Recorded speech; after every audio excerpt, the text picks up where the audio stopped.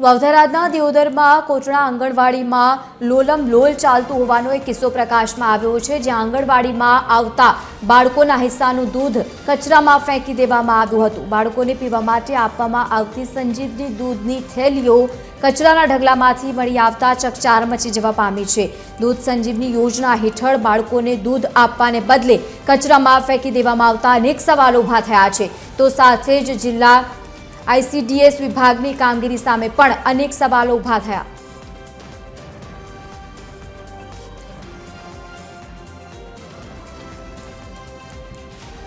વધુ માહિતી સાથે સંવાદદાતા વિક્રમ ઠાકોર જોડાયા છે। વિક્રમ, જે રીતે દૂધના પેકેટ્સ મળી આવ્યા છે, અધિકારીઓનું શું કહેવું છે? કઈ રીતે કચરામાં જોવા મળ્યા તમામ પેકેટ્સ?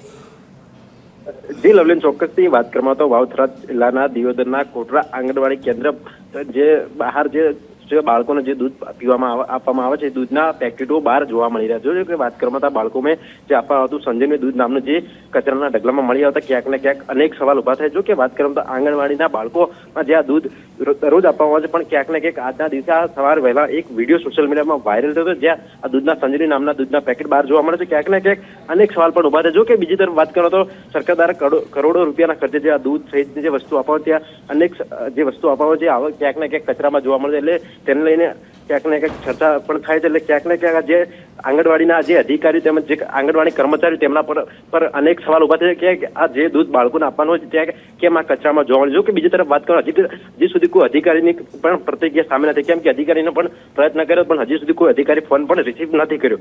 જી લવલી, બિલકુલ વિક્રમ, આભાર સમગ્ર માહિતી સાથે જોડાવા બદલ। તો આ વિડીયો સામે આવતાની સાથે જ અનેક સવાલો પણ ઊભા થયા।